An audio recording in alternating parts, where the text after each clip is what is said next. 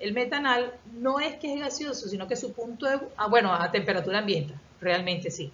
El metanal a temperatura ambiente es gaseoso. En cambio, los demás son líquidos y los muy superiores serían sólidos. Pero en general, a temperatura ambiente sería el metanol el que es gaseoso. Solubilidad. Nuevamente, recordemos, cuando hablamos de punto de ebullición, cuando hablamos del estado físico, cuando hablamos de la solubilidad, tenemos que pensar en la molécula si es polar o si no es polar. Sabemos que es una molécula polar, ¿verdad? Entonces, en cierta manera, siempre será soluble en agua, pero también depende de la cadena carbonada.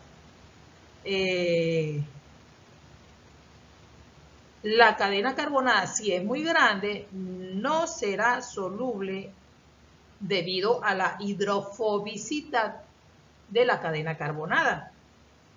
Pero si son moléculas pequeñas, sí podrá ser soluble, si no totalmente, parcialmente. ¿Okay? Es decir, que a medida que aumenta el tamaño de la cadena, debido a la hidrofobicidad de los carbonos o de la cadena carbonada, no serán solubles en agua o será muy bajo. Por lo tanto, normalmente ellos al ser polares, pues, y tener la capacidad al ser polares, ellos también pueden actuar como unos solventes, ¿ok? Y bueno, generalmente ese es su uso y su aplicación. Bien, aplicaciones. En las aplicaciones, fíjense que aquí le estoy colocando aquí, seguramente ustedes conocen esto y conocen esto. Esto es la vainilla. Para los que no lo conozcan, esta es la vainilla. La vaina de la vainilla. Eso es un fruto de una orquídea, para los que no lo sepan. Y la canela, que es la concha, se puede decir así, de una corteza de un árbol.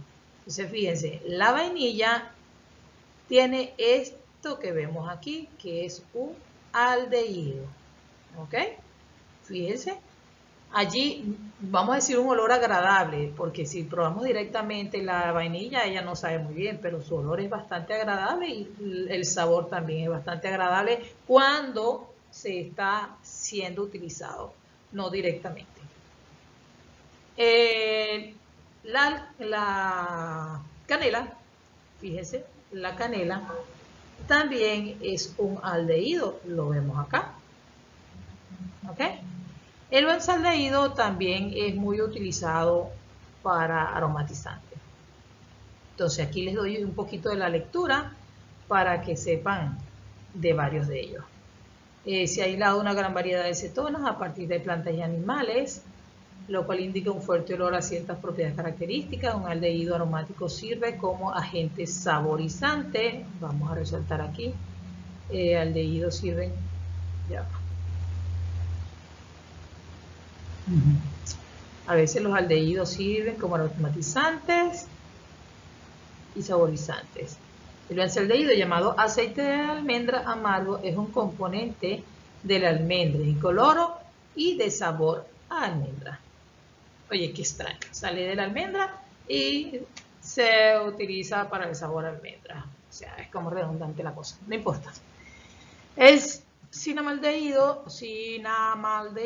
da el olor característico de la canela y la vainilla se produce produce el sabor avainillado. Durante un tiempo se obtuvo solo a partir de la cápsula de las vainillas, pero creo que hoy es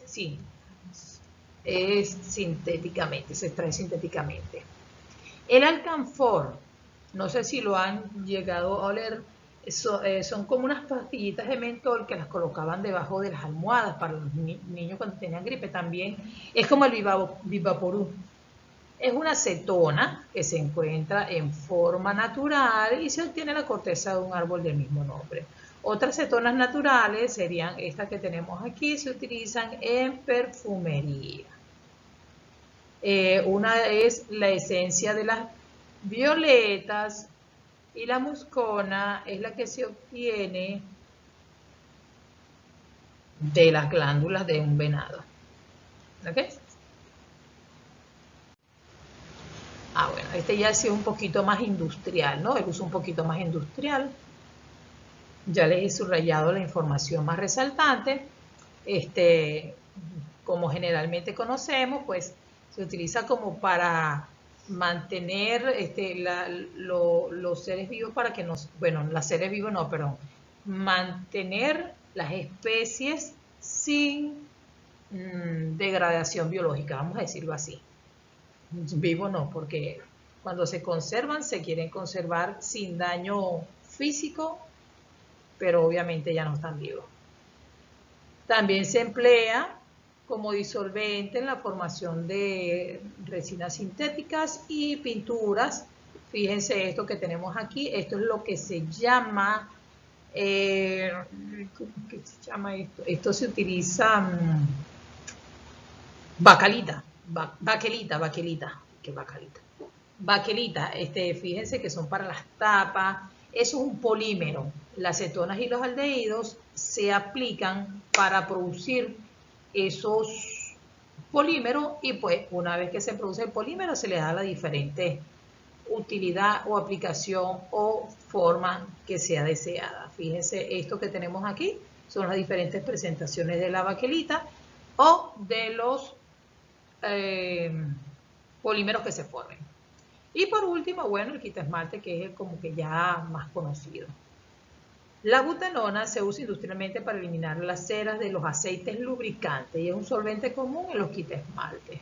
La acetona, solvente de resinas, plásticos y barniz. El acetaldehído o etanaldehído se utiliza en la fabricación de muchos compuestos. Aquí les hago un ejemplo. El empleo más importante del formaldehído es fabricación de resina sintética. Anteriormente el formaldehído o metanal se empleaba como un, ¿cómo se llama eso?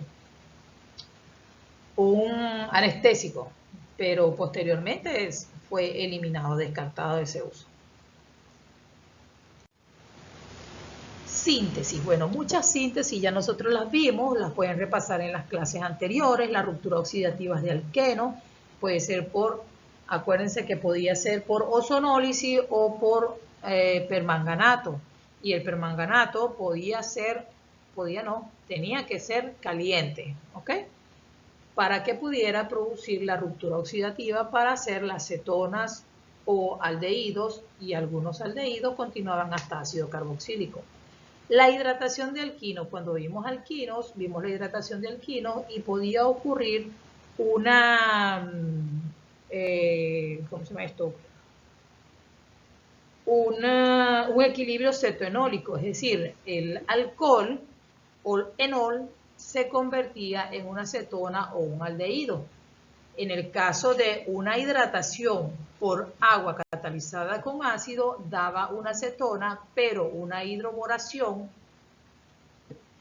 oxidación, producía una aldehído, porque eran en el extremo. La acidación Friedel-Crafts, que fue la que empleamos en los aromáticos. Por último, oxidación de alcoholes para dar cetonas, aldehídos o ácidos carboxílicos, recordando que los alcoholes terciarios no reaccionaban. Nosotros vamos a repasar esta información que tenemos acá, basándonos en todos los conocimientos previos que tenemos de la reactividad de los compuestos orgánicos. Bien, reacción con organometálicos, de organometálicos con ácido carboxílico. Recuerden lo que les acabo de decir, que el grupo carbonilo es un grupo que tiene cargas parciales positivas y negativas. Entonces, en la ecuación general tenemos que primero necesitamos hidróxido de litio. En ese hidróxido de litio el hidrógeno actúa, el ácido carboxílico actúa como ácido, como lo que es, liberando el hidrógeno, se lo lleva el OH para formar la molécula de agua y el litio toma lugar del hidrógeno. La actividad de cualquier ácido. Una vez que se ha formado la sal del ácido carboxílico, se utiliza el organolitio. Imagínense CH3 litio, esto lo vimos en las reacciones de alcanos, por allá, por las reacciones de Corey-House. Entonces, era un órgano metálico, es un órgano litio, supongamos que esa R es un metil, ese metil tiene carga negativa por ser menos electronegativo, o el carbono al ser menos electronegativo que el litio. Ese carbono que tiene carga negativa actúa en un ataque nucleofílico hacia el carbono de carga positiva en el ácido carboxílico. Por resonancia, ya nosotros sabemos que por resonancia estos electrones que están aquí suben hacia el átomo de oxígeno, quedando el oxígeno con una carga negativa. Y por supuesto el litio atacará esa carga negativa. Y se forma este intermediario que vemos aquí. Fíjense que tenemos dos oxígenos con carga negativa y los dos litios estabilizándolos. Seguidamente, por tratamiento ácido, los hidrógenos de un ácido atacan o sustituyen a los átomos de litio. Esto que vemos acá son sustituidos por hidrógeno para formar el diol que vemos acá. Debido a la cercanía de estos elementos sale una molécula de agua y los electrones de ese enlace vuelven a formar un doble enlace y como consecuencia esta cetona que vemos del lado derecho. ¿Ok? Repito, primero tratamiento de la base para salida de un hidrógeno actuando como se actúan los ácidos, después ataque nucleofílico, después protonación de los alcoholes y cuando estén los alcoholes se elimina una molécula de agua para formar la cetona. Aquí tenemos una ecuación de un ejemplo. La de arriba es la ecuación general, la de abajo es un ejemplo. El ácido primero entra un litio, después este carbono que tiene carga negativa entra en el carbono de carga positiva, por resonancia suben los electrones, se estabiliza con litio, tratamiento ácido, se forman los dioles, al formarse el diol geminal sale una molécula de agua y se forma la cetona. A medida que lo van viendo sería bueno que detengan la reacción y pues vayan practicando cómo se hace. Aldehído a partir de cloruros de ácidos. Nuevamente, cloruros de ácidos, ya nosotros lo vimos por la acilación, empleamos el cloruro de ácido. Entonces, fíjense lo que tenemos aquí. Tenemos, esto se llama orto, terbutil, pero aquí tenemos 3, ¿ok? Perdón, este no es ortoterbutil, este es terbutóxido. Terbutóxido, 3 moléculas de terbutóxido, 3 más el hidrógeno le da una carga negativa al aluminio que se estabiliza por litio.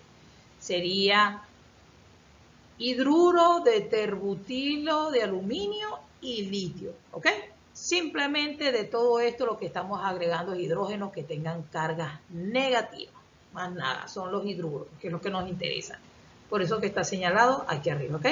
Estos hidrógenos que tienen carga negativa, lo que hacen es entrar como un ataque nucleofílico a este carbono que tiene carga positiva, los electrones se van con el cloro y el cloro sale. Posteriormente entra el otro hidrógeno que termina de completar, no termina de completar, simplemente en un solo paso hay una sustitución nucleofílica. Entra el hidrógeno y sale el cloro y se forma el aldehído. Vemos el ejemplo aquí, más claro. La de arriba ecuación general, la de abajo se entra el hidrógeno de carga negativa, ataca el carbono con carga positiva, salen los electrones hacia el cloro y es sustituido para formar el aldehído. Cetonas a partir de cloruros de ácido. Igual que el procedimiento anterior, pero en este caso utilizamos organocupratos, también producto de la síntesis de Corey-House. Entonces entra una primera R, acuérdense que aquí 2, entra una R y sustituye al cloro. Pueden revisar la formación de esto en la síntesis de Corey-House en alcanos, ¿ok? Entonces va a quedarse una sola R con Cu. Esta R que está aquí entra, sube el oxígeno, se estabiliza con el litio, el de aquí arriba, estabiliza la carga negativa del oxígeno con el litio, sale el cloro, se lleva el litio, los electrones regresan y forman la acetona. Simplemente la pueden aprender de forma directa. Nuevamente tenemos aquí, en este caso tiene 4 átomos de carbono, se une aquí, por supuesto se va a dar una acetona más larga. Aquí vemos los 4 átomos de carbono que se han unido. La acetona a partir de nitrilo. Esta reacción nosotros la vimos cuando teníamos las reacciones de los nitrilos o de los compuestos nitrogenados para reaccionar. Teníamos la acetona o el aldehído y lo queríamos convertir en una amina. ¿Ok? Eso fue lo que hicimos. Ahora, esta es la reacción inversa. Tenemos el nitrilo y lo queremos convertir en una acetona o un aldehído. Pero el procedimiento es exactamente el mismo. ¿Ok? Nuevamente ataque nucleofílico. Recuerden que nosotros veníamos de aquí para acá. Ahora nosotros estamos de acá y vamos hacia allá. En este caso, tenemos un órgano metálico que está aquí arriba. Este tiene carga negativa y ataca como ataque nucleofílico hacia una carga positiva. Los electrones sobre el nitrógeno, ¿verdad? Y una vez que tenemos ese nitrógeno, pues se formó esto que tenemos acá. Recuerden que este nitrógeno ahora tiene una carga negativa y va a ser estabilizado con la parte positiva del órgano metálico, que es la que vemos aquí. Aquí formamos lo que es la imina o una sal de imina porque tenemos una carga positiva aquí arriba, ¿ok? Será una sal de imina. Después, por hidrogenación, se sustituye la parte que tenemos aquí, magnesio con cloro, magnesio con bromo, por hidrógeno. Ahora sí tenemos la imina completamente. Una vez que tenemos la imina, pues se hace un ataque con agua en presencia de ácido como catalizador. Pues ya nosotros sabemos que el hidrógeno entrará donde están los pares de electrones y el OH entrará donde está el carbono de carga positiva. Posteriormente, por eliminación, sale el amoníaco y queda la acetona. En el caso anterior, cuando nosotros trabajábamos, fíjense que aquí le estoy haciendo el desvío de lo que ocurre, ¿ok? Entonces teníamos aquí, entra el OH acá, el hidrógeno aquí, se forma esto, fíjense, el carbono con su R azul, R, aquí tiene el OH, ¿verdad? Aquí arriba entró el hidrógeno, los que están en rojo son los que entraron. Entonces, después, posteriormente, los pares de electrones se convierten en un doble enlace, sale el amoníaco y ese amoníaco que tiene carga positiva, pues se lleva el hidrógeno formando NH4. Como en la ecuación no aparecía, yo simplemente lo desvié para acá, ¿okay? Para que vieran lo que estaba ocurriendo.